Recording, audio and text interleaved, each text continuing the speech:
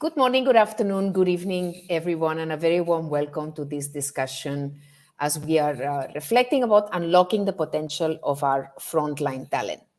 Organizations, today we need to keep pace with a lot of multiple things happening. And as we expect it to pivot to the new ways of working, we do also need to reinvent ourselves on the way we're looking at different segments in our talent as well. And as part of this webcast series under People Matters and Disprz, Winning in the 20s, this is going to be the first session that we bring to you with the focus specifically of unlocking the potential of our frontline talent. In this session, we're going to be covering how the role of frontline workers has changed during this pandemic. Why do we need to really focus specifically on bridging the skill gap to help our frontline workers really deliver the promise to our customers? And how do we as organizations succeed in redefining what performance looks like at frontline talent perspective? And what are the new age skilling technologies and tools that can help us really scale up that effort? So we have with us, it's my privilege to welcome our panelists for this discussion. We have Anung Anandita, Senior VP HR for PT Pagadain.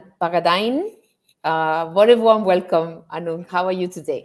How are you, Esther? Thank you for inviting me and thanks to be here with you all. Thank you. Good afternoon. Wonderful. Good afternoon, Anung. And Anung joins us, of course, with a tremendous experience in HR, and he's worked across different functions in HR, in OD, personal development, talent management, performance management, productivity. And today he leads various strategic initiatives as Senior VP at Pagadain. And he's also the strategies architect for the development of innovative HR initiatives and streamlining process as the organization navigates to that new normal. So very warm welcome once again, Anung. Thank you. Thank you for joining Thank you, us. Esther. Okay. Joining us as well, we have Shweta Kumar. She's the Chief Learning Architect at Disprz. Very good afternoon, Shweta. How are you today? Very well, Esther. Thank you so much. Looking forward to this conversation, which I'm sure is going to be great. Very nice to be here. Thank you. Wonderful. Thank you so much, Shweta. Thank you for joining. And Shweta brings a lot of experience in learning, OD, change management, and leadership development. Prior to Disprz, she was the CEO at OD Alternatives, and she's worked with clients extensively, not only across India and in Asia, but Africa, Latin America, and Middle East as well. So you're going to really look forward getting your experience, diverse experience from both of you in this conversation. So I'm going to start with a quick poll, and I'm going to invite our panelists as well to kind of help me look at the data as it comes. So we're going to be doing this poll using Menti, and I'm going to invite our teams to put Menti. So you just need to go open a new browser, menti.com, and you will see the code 99462814. And very quickly, we're going to see the questions popping, and we'll be able to see your responses. Just getting you warm up on this conversation. The question we're inviting you to think about is, what is the priority in terms of ranking when you're looking at your skilling efforts? What is the priority? And inviting you to rank that. So we have frontline workers, knowledge workers, senior management, leadership, and C-suite. And note, we haven't kept, on purpose, we haven't kept all of the above, because I'm sure that's a priority. And we're going to just wait for the team to show us the results. And I'm not going to invite you to give your opinion as yet, because I don't want to bias our audience. If we are ready to see the results, team, otherwise we can see that later. Huh? Okay, here they come. All right, so we have seniors. Interesting to see senior management in number 1 position. Then we have leadership in number 2 position, and frontline and knowledge workers in the next. And of course, more inputs will keep coming. But what comes to your mind when you see these? Is this something you were expecting, or does it shock you to see these results? Yeah, Go it's ahead, changed. Shweta. It's changed as we speak. No, I'm not. I mean, it is true that senior management has to. I think that certainly is a priority, and I'm very interested in how the frontline workers, that changes, because Certainly, the way we look at it, Esther, is it's really the priority because they are the ones delivering the moment of truth. But different context, different priorities. So it's interesting to see this is what the audience thinks. Awesome. Awesome. Anung, what's your, and again, knowledge Yes. workers are, it looks like everything is almost like a tie, huh? Yeah, yeah, Yeah. yeah, yeah. I think it's, for me it's more interesting because um, when before the pandemic came, I think the commander of HR strategy is the HR process. But I believe that when it comes to pandemic, like early 2020, I think the commander of HR strategy now is changing. It's not the HR point of view, but more on well-being and more on healthy, and that is I think belongs to how we increase the skill of the leadership and senior management to address the well-being of employees. I mean that we if we run the business and we ask everything about the top line or bottom line, but if the employees is not well-being, you know it doesn't happen anyway. So that's why I think the well-being is now is the commander of the HR strategy. That's why the leadership and also the senior management reskilling or upskilling is more important now. Even though that's, I agree with Esther, like now more it's kind of tight between Yeah. leadership, senior management, and also knowledge workers and also frontline workers is also similar numbers then. That's right. That's right. Yeah. Thanks, Anun, for that. And I think you're absolutely both of you spot on. At the end of the day, leadership and senior manager are going to have an impact on our organizational culture, how people feel about working with us, in that sense of belonging. So that probably is one of the reasons why this is coming on top. So thank you for sharing that as well. All right, so let me go to focus a little bit, because today's conversation, and of course, we're going to be engaging with all of you in different segments as part of this series. And today we're going to focus on Mm-hmm. frontline specifically. Yep.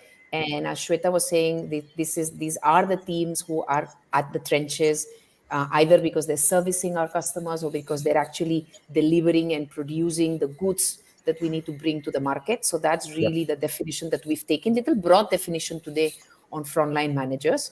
So I'm Mm-hmm. going to invite both of you actually to tell us a little bit, what have you seen that role of that frontline talent gaining importance and really evolving during the Mm-hmm. last Mm-hmm. 18 months? Yep. Um, Anung, if you want to start, and then Shweta, you can add to Anung's points. Sure.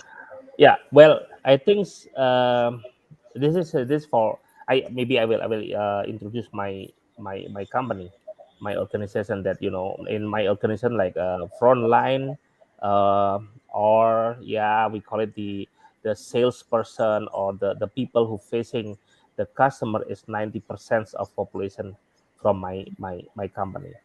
So from that point of view, I think the important things is how bringing up the new skill, also the new understanding of how their roles on the business right now.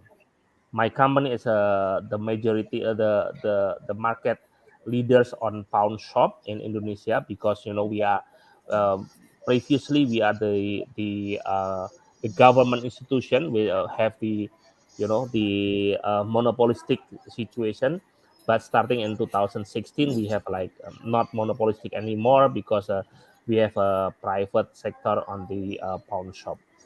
uh, Back to the question, Esther, I think there are some roles that have to more focusing on the front line itself, like some of them has a clear vision on what is going on right now, how they feel connected between the job and also the target from the corporate.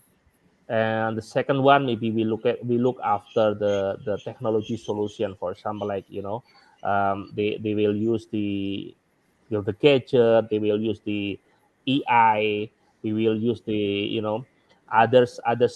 technology requirement for the the front line. The third one, I think now it's start of giving the frontline decision making process. I mean, we are not have a bureaucratic anymore. We have to give them the how to make a decision on the process of the selling something or servicing something. Um, the fourth one, maybe we should hear their opinion, because we have to ask them more creative, and giving more opinion about the product, the knowledge, and etc.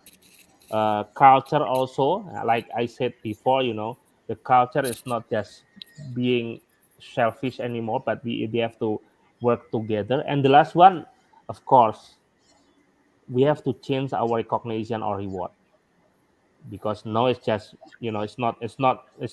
just selling one thing and then giving the reward one thing, but also we have to maybe we have to give them twice, because in the situation like 15 months ago, the situation of the pandemic, it's very difficult to increasing the top line. That's why we have to give the more performance management. That's Esther. This is my point of view. Awesome. Thank you, Anung, for Mhm. widening the scope of context of the knowledge of the frontline Yep. as not only, at the end of the day, not only selling, but also Yep. thinking of changing the culture to give them more Yep. opportunity to innovate and experiment, and at the Yep. same time, Yep. belonging to the larger purpose and winning together as an Yeah. organization. Yeah. So I'm going Yeah. to come to you, and you mentioned something about technology enable and how do we help building those Mhm. skills. And I'm going to come to you in a minute Yep. on that. But Shweta, you Huh. have the opportunity to work with multiple clients across different industries that have a very different definition of frontline workers. So what have you seen that role changing across the different industries that you work with? Absolutely. I think, Esther, as early as 2014, we were already seeing research coming out of the different, OD academicians. There's one by Professor Canberra Fierro, where we say that the non-transactional criteria of customer engagement, not just buying and cross-selling, etc., but how do they behave non-transactionally? How about the word of mouth? What do they write about your product? All of that has to do with the frontline and how they're experiencing the company. So that the frontline is key. I think that research we were already seeing. But what has now happened with the pandemic and new business models, I think the importance of this role has evolved, accelerated at a very, very accelerated pace.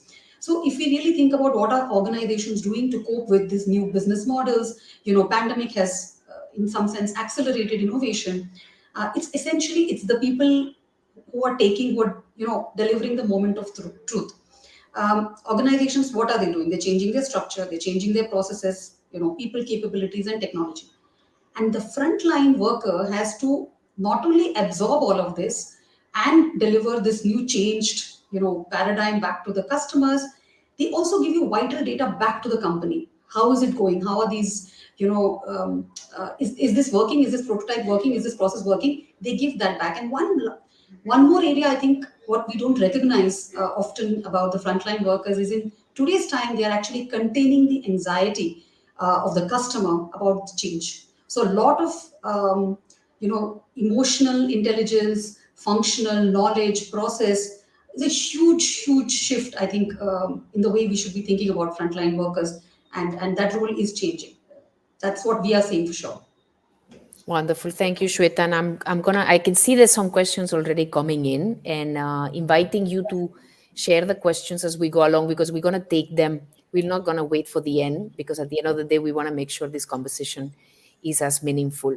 So, Shweta, you were talking about the expectations that we have from frontline have multifold multiplied. And Anung, you were also mentioning that from, being moving from transactional to really delivering those moments of truth, to really be on the ground testing some of those experiments, but at the same time tapping into that collective intelligence and send it. So a lot of importance of that role. And how are we, Anung, skilling people at the front line to be able to actually play that so strategic role? They are not servicing anymore. They're actually your, your ears, your hands, your hearts at the ground.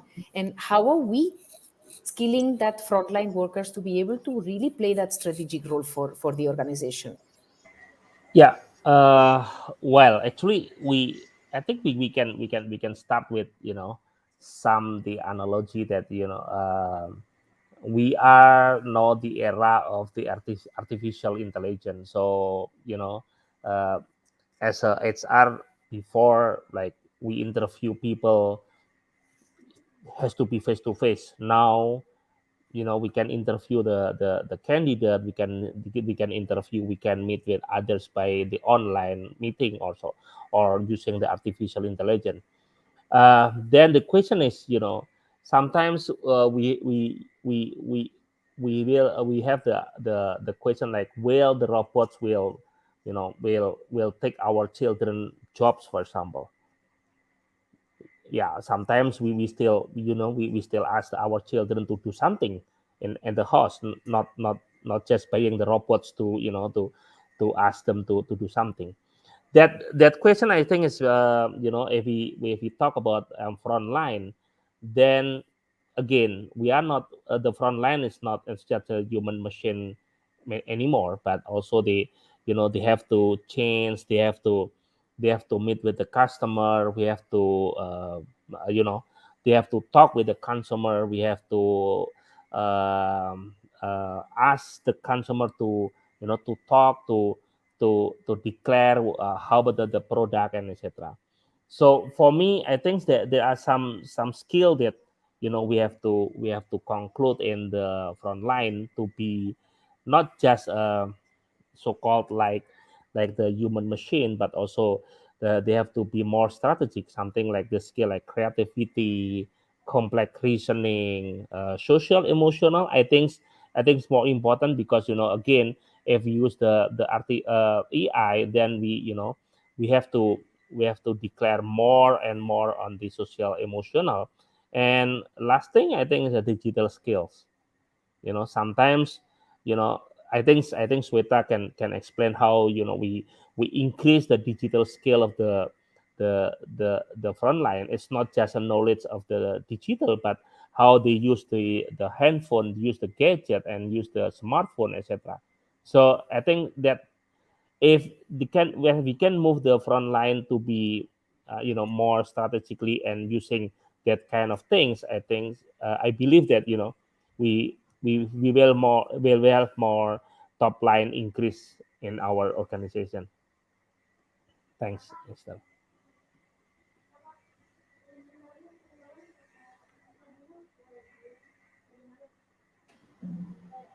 Esther, you're on mute, I think. Can you just unmute Esther, you are yourself? in mood. I'm really sorry. I'm really Yep. sorry. I was just thanking you and inviting the audience questions now. And I'm going to start, Shweta, with one question to you specifically. And then the second question, Anung, related to frontline stuff and how do we really get time for those colleagues to really invest in learning. So that's going to come to you, Anung. But first, I'm going to invite Shweta to comment on the role of the managers. And again, a very complex role, and we really, I don't know, managers or super managers or super women and supermen we have in those roles. How do we help them to really take on that skilling agenda really, really seriously? And our leader is asking, how do we get them to own the agenda? So there's gone to this word of actually owning the agenda. So Shweta, some of Yes, your I think experiences and advice there. absolutely, Esther. And I think it's a outstanding question. And that's exactly the question we need to answer. Uh, See, so far, I think what has happened is we have seen frontline or most training as, we need to train and at some point in time they'll get better. But what we see, and Mackenzie talks about it beautifully, right? They say learning in the flow of work. So if you link learning to a KPI, then you already have, and to coaching, you've already brought in manager skin in the game. So don't keep learning as a parallel activity, but say this learning is going to help you improve this KPI, and the manager can actually see the KPI noodle moving, can coach. In fact, later I'll talk about a couple of case studies where that is happening. So learning performance manager, you create an ecosystem that the process itself, bring them into the process rather than being observers of the process. Have them participate. That way they will own the agenda. They are no longer being passive observers, but they are playing a part in that process. So that's the way to do it. And if you link it with KPIs, Esther, I think, in fact, that's what managers live, right? Their job is to deliver the KPI. So if you find that, and again, we'll talk about examples, but technology can do this. So link it there, I think. Correct. Wonderful. Wonderfully said, Shweta. Thank you for sharing that. That if we any intervention, we measure it and we link it to a business outcome, we got everyone's attention. For sure. So thank you for sharing that. So one of the practical questions, Anu, coming from the audience as well is how do we get frontline staff to make time for these courses? And I think that's a very beautiful realization that most of these roles already work long hours, already work odd hours. So is it too much to expect that people will have time, additional time for these skilling courses? Yeah, of course, settings depend on how we define the job of the front line itself, Esther. Meaning that if in the beginning that we like Shweta mentioned, in the beginning we have set the role and expectation and also the KPI of the front line. I think we can force them, to do more upskilling and reskilling that we need, because the life of the front line, it's not just knock the door anymore, but also they have to be more advisory rather than just selling something. So that's why it's not all of the front line has the advisory skill, because they just knocking the door and asking someone to buy this product or something like that, buy something. Especially in my organization, we actually, the basis of the my organization is servicing something. So Okay. using the servicing, I think we have to increase the capability, increase the scale of how we more fast on a service, we more fast on answering the needs of the customer, and also using the digital, how the customer asking everything on the digital side, because we use the digital platform, we use the digital configuration of the business.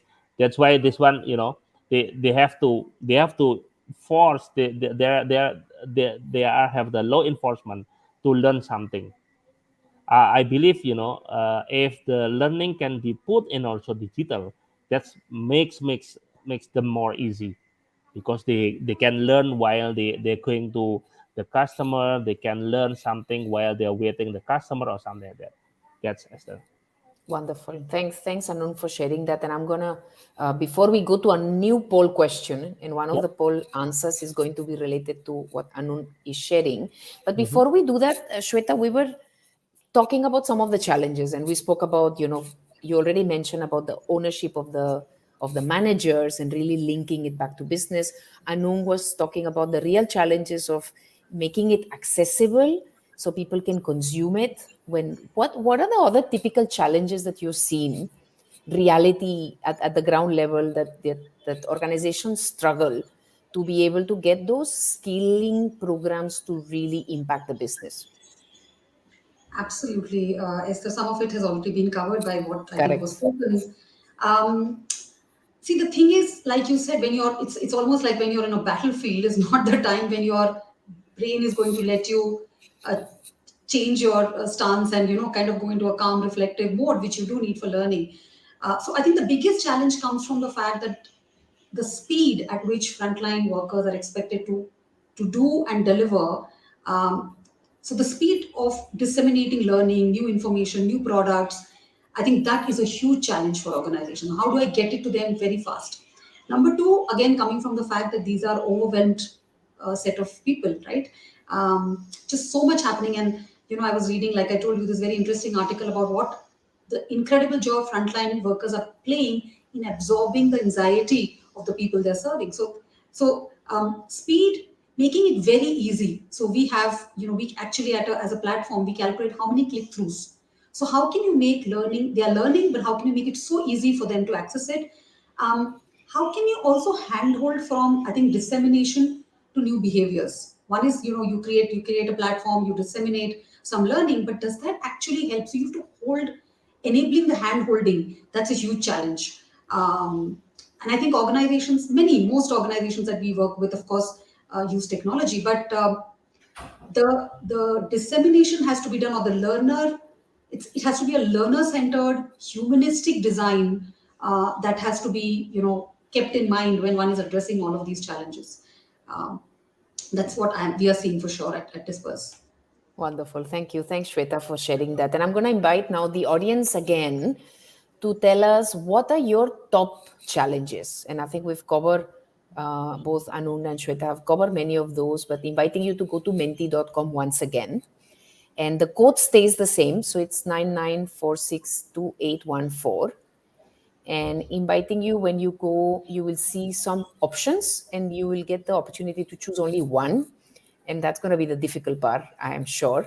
But pick up, what is the number one? If you have to choose only one, will it be skill identification? What skills are needed right now? Skill gap, saying, okay, these are the skills I need, but what is the skill context right now, and what's the gap between what we have and what we need? Benchmarking, what kind of skills we need as per the industry, and monitoring whether whatever programs we are doing, are they impacting the learner, and are we able to deliver the personalized journey for the learner. So what will be your number one?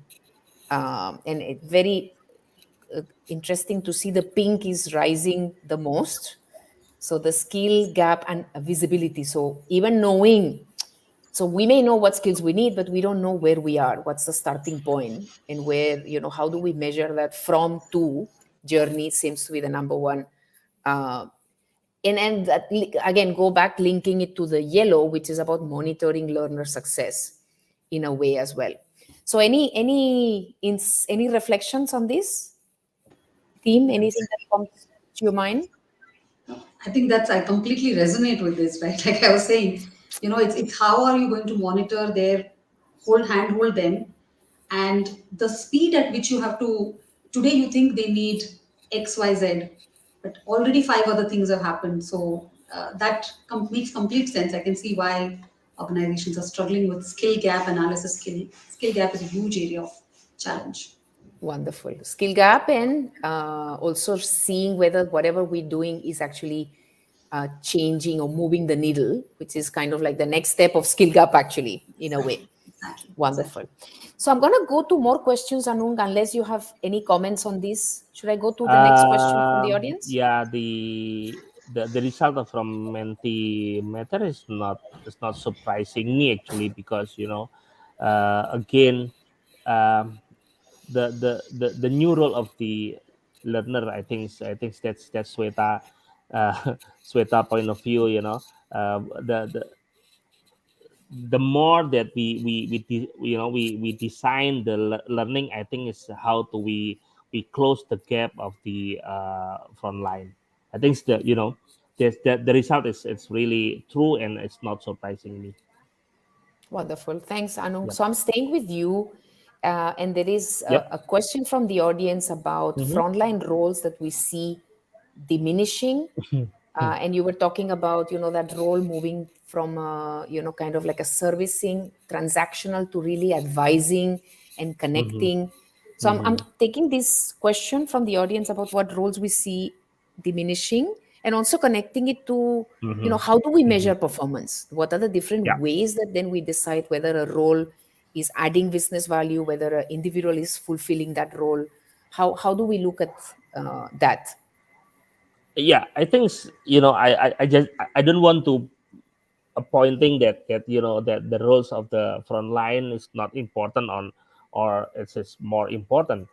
But again, the underlying message that we have to put as a fundamental that front I think we have to change the mindset of the learning from the front line itself. I mean, the original training system or original training design of the front line, it has to be changed. Because front line now should be say, like, for example, Anung, I am a frontliner. Then I think I have to describe whether I am a connected people, I am a busy people with the customer, I am a unique one, and also maybe I'm the eagerness one.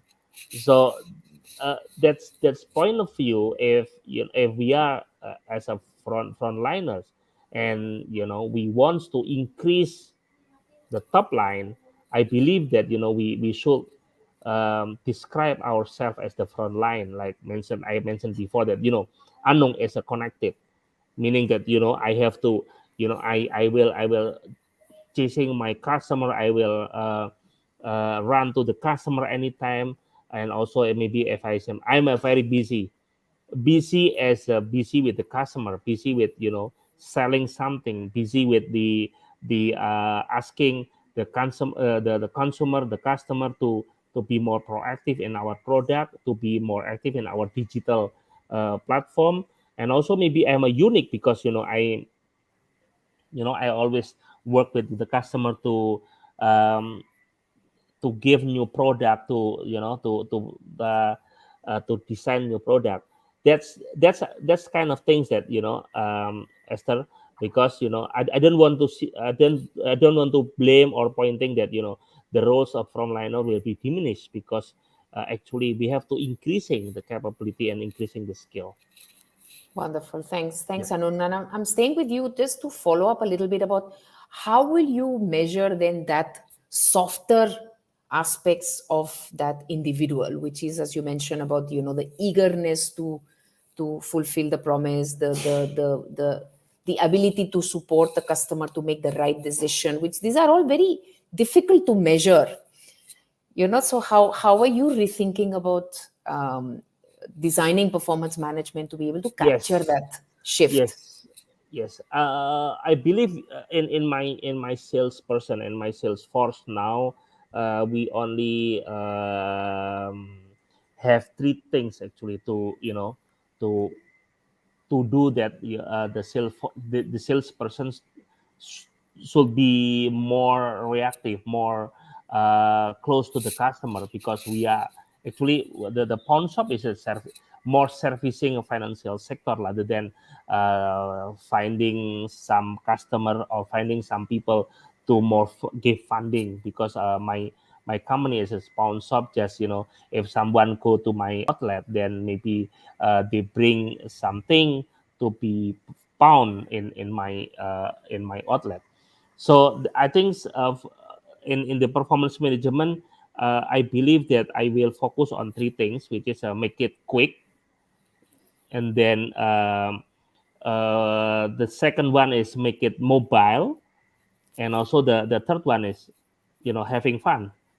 I mean, we don't have to stress with the condition. We have to easy going with the mobile, for example, because we now have the digital platform, so we just use the digital platform, as asking the customer or the consumer to use the digital platform. Everything use the digital one. It's not, they don't have to receive the money, because the money will go to their account.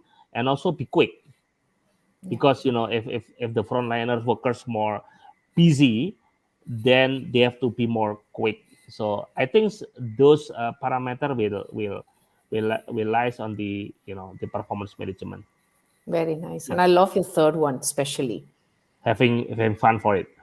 having fun, because eventually you're helping somebody to take a decision and making their life better. And if you have fun doing that, then I think that's Yeah, that's yeah, fantastic. Thank you yep, so much, Anu, for sharing that. So yep. there's a question from the audience, Shweta, that's addressed to you specifically on peer learning. especially in virtual settings. How do we really encourage that peer learning? And I'll maybe extend the question with the leader's permission to say, even in distributed frontline, where maybe people are actually not even together, not even digitally together, actually.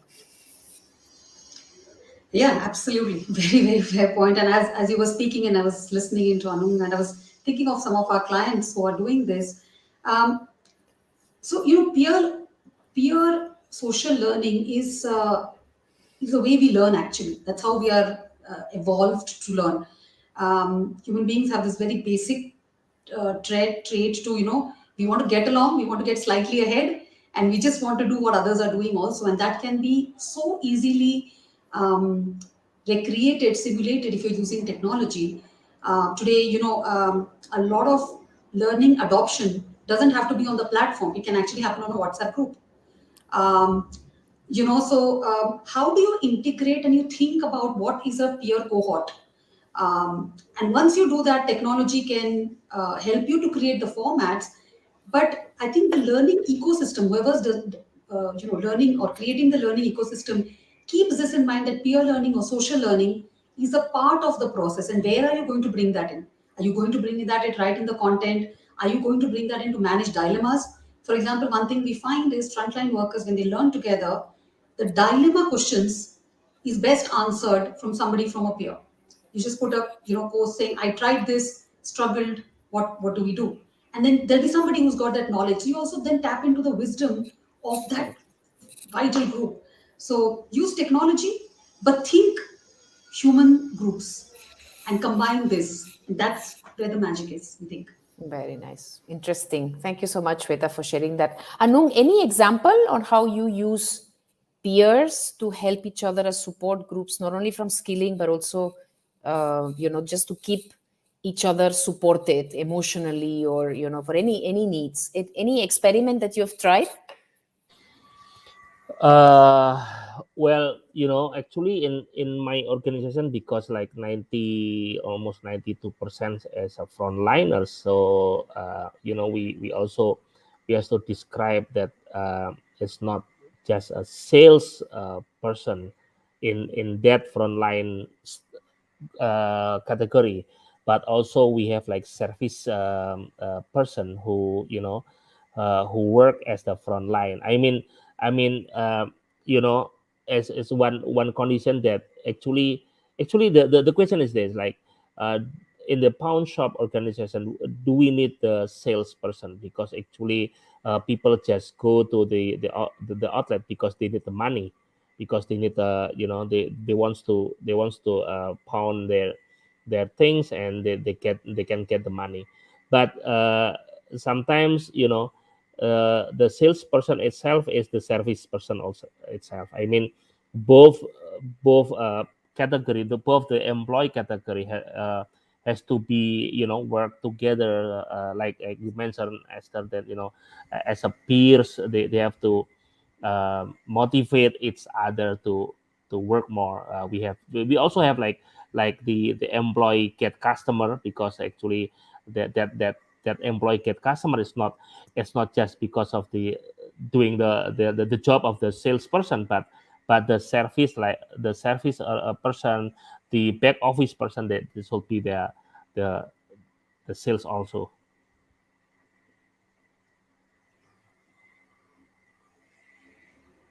It's on Esther, mute. you are on mute. You're on mute. Again, I'm on mute, so sorry. So it's one team servicing the larger vision of the organization, and Yep. how do we create those connections Yep. and those networks, those Yep. informal networks Yep. to help each other.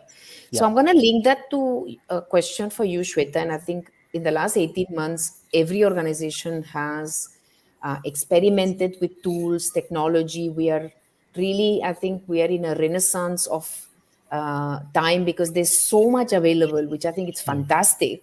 But at the same time, it can be very overwhelming for leaders to say, okay, which tool works for me?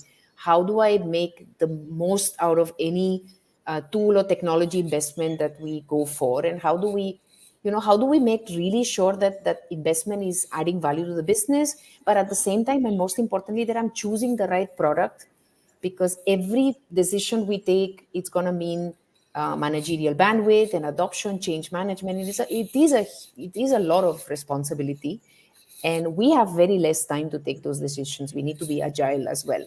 So what will be your recommendation in terms of shortlisting new age skilling tools, taking the right decisions? How do we go about this dilemma? Absolutely. I think the paradox of choice. So we have too much choice, and we don't know what works. So that's what I always believe that you should start with the learner. So for us, for example, we believe that the learner is at the center of the universe. So customer empathy start by thinking about your learner. Learner centered humanistic designs are critical in a platform. You can have the best possible, smartest possible platform, but it is overwhelming the learner, then it will not work. Right? I think platforms should also, if organizations are looking for a platform, then they should look for a platform that can simulate and mimic an ideal learning environment. So what do I mean by that? Look for gamification, look for opportunities for storytelling, opportunities for crowdsourcing of content. It becomes because in real life, that's how you learn from somebody else's mistakes. You learn because somebody told you a story. You learn when you play a game, or you're excited, or you're curious and adrenaline is pumping. So create a platform that should have these elements. The third thing, Esther, is a lot of the times, at least we see organizations, not necessarily our clients, but many of them think that a digital learning platform is an answer. And I always say, don't think of a digital learning platform, think of a digital learning ecosystem, because you have a lot of multiple platforms that can come together and deliver the learnings. Think ecosystem, don't just think platform, I would say. And last but not the least, you were saying, like, how do you see the impact on the business? Because that is the real question, end of the day. I think you should look for a platform that is able to integrate seamlessly as a layer, but also give you data at a lead and a lag indicator basis. So to give you a live example, right? We have let's say a learner is coming on the platform and just learning and completing the basic stuff. That's your early data.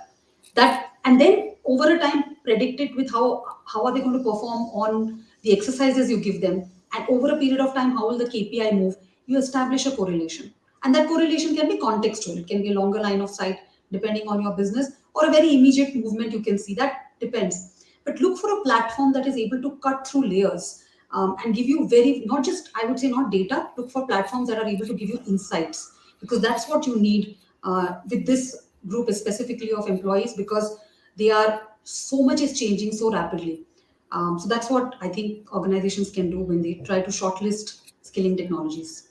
Wonderful. Thank you, Shweta. Anung, any insights on this? Your practical experience will be great. Yeah, well, I agree with what Sweta mentioned. Yeah, because this is about the learning. I think Sweta know how to create or design the learning itself. But again, when it comes on designing learning for frontline, I think no, we become we need more be creative. I think so. So something like also we also uh, related with the how we define the behavior that we need for frontliner. Before we just maybe just design the training, maybe just what we need for the customer, but now also how we increase the capability from the front line itself, like the behavior, the knowledge and scale, etc. Things I think agree Wonderful. with Shweta. Thank Yeah. you. Thanks. And I'm staying with you, Anung. And I think Yep. one of the questions we had before on challenges, Mm-hmm. the pink one was about measuring success of Mm-hmm. learning interventions, and that's always a big problem Mm-hmm. statement for Mm-hmm. us. And Shweta was talking about the importance of Mm-hmm. gathering Mm-hmm. data and Mm-hmm. insights. Mm-hmm. What has been your experience of measuring success of learning interventions for Mm-hmm. frontline? What have we, anything we can learn from you on how can we measure success better of learning interventions? Yes, I think the what we are doing now in my organization for especially for the frontline, um, you know, we do or we are assessing the learning, uh, start from the end of the result.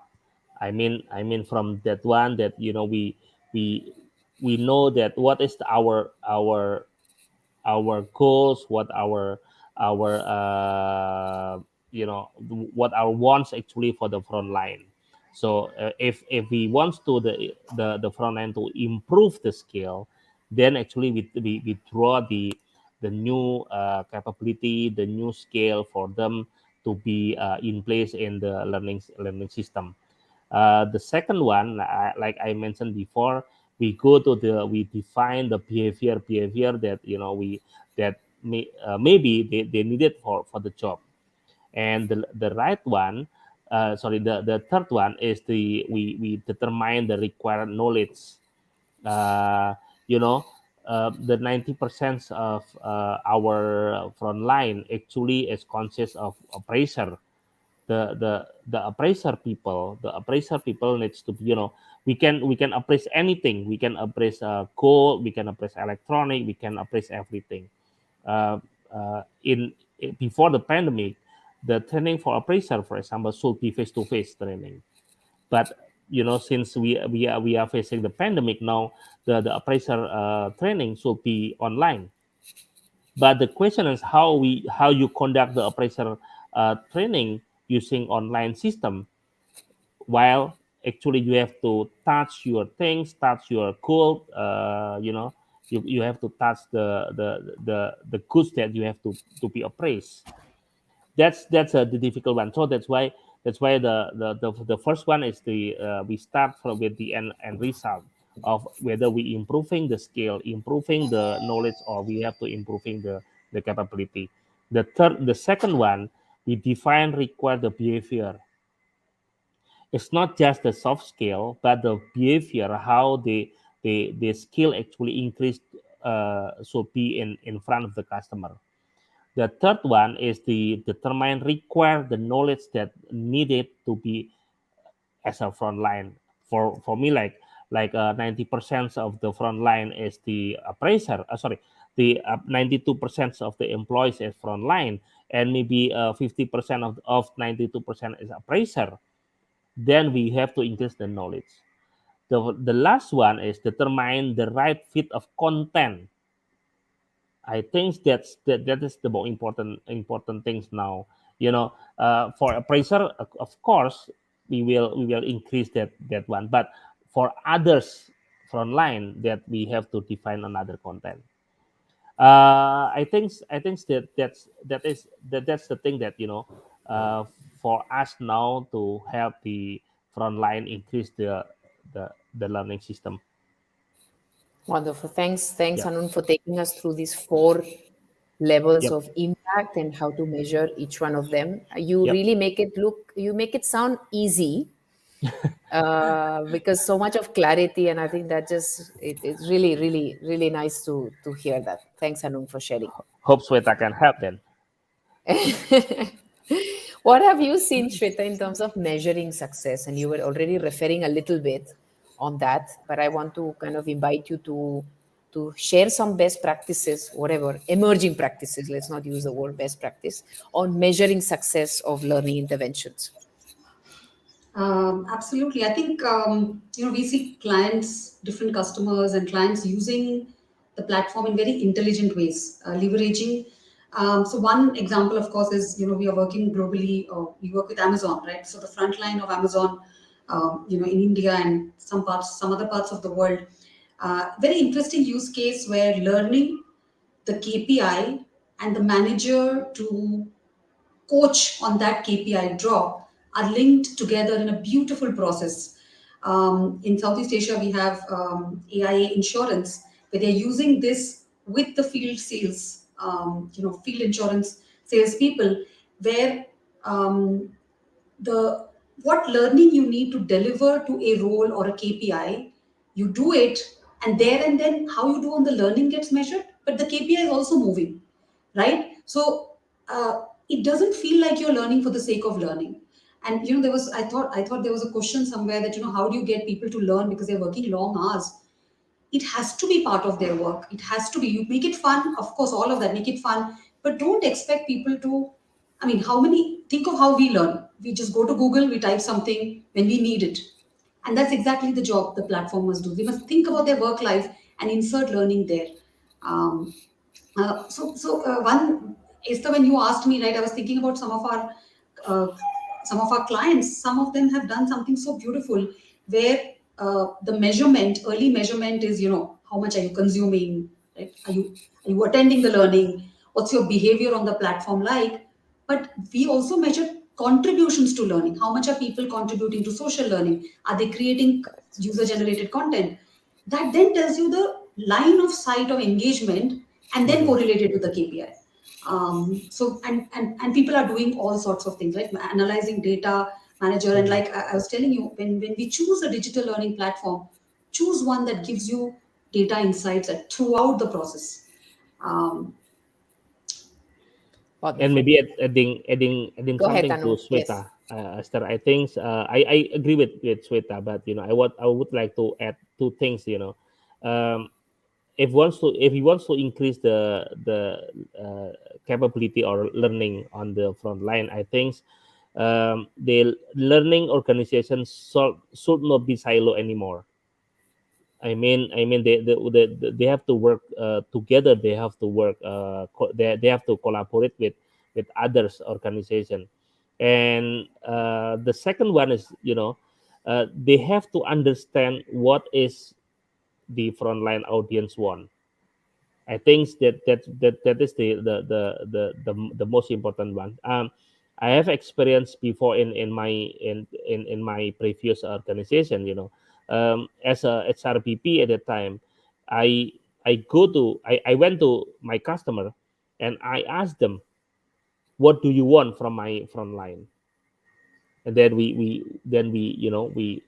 set the new skill, the new capability, in order to to understand more the frontline audience. Actually, that's two things that I added to Sweta.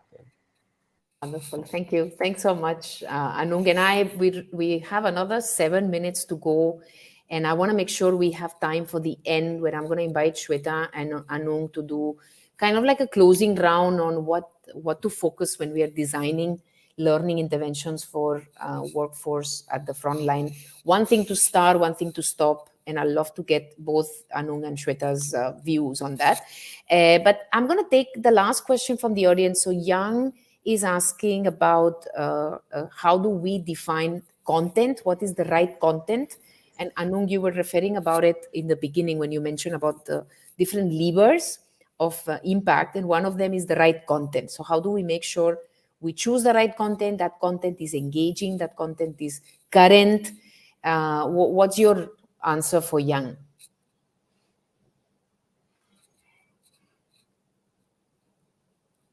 Yes, Anung, you wanna share first, and then we can invite Uh, Shweta. Yeah, go ahead. Maybe this one about learning. Maybe Sweta first, then. All right, Shweta, go ahead first. sure. What is right Um, content first? so the first rule is It's the a kind first of rule. difficult actually. Correct, it is. Yes, It yes, is. but I am a fan of this company called Minimalist, and I would say the first strategy is less is more. Mhm. Most organizations operate under the, I think, assumption of how can I get them everything. No, no, just please can you reduce? It's like, so first look at content that is very succinct, very crisp, very simple. Whether you're doing it using a video or a MOOC or content, user generated content is up to you. Mhm. Number two, it has to be playful. The what helps human beings to learn new behaviors is actually play. So it has to be fun, it has to be playful, it must arouse curiosity. Again, I'm not talking the formats, because formats you can, we are living in a universe of content. If nobody wants to buy content, you have still so much of content, right? But Mhm. look at content that generates curiosity, gives you some amount of playfulness, and that is not overwhelming.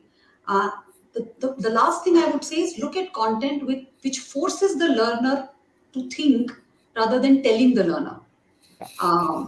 So whether you're doing it through a MOOC, you're creating your own content, you're looking at a PDF, the learner engage the learner's brain from that point of view. And one rule of the thumb I have seen, at least for frontline workers, is do not give them anything beyond 20 to 30 minutes in an entire week, because that's all that they will have time for. And break it up, small 5 minutes. So content snacking, we call it. Yeah. So that works. Thank you. Thank you so much for that. Yeah. Anung, anything to Well, add? Go ahead. yeah. Well, no. In the previous, I mentioned that we should have uh,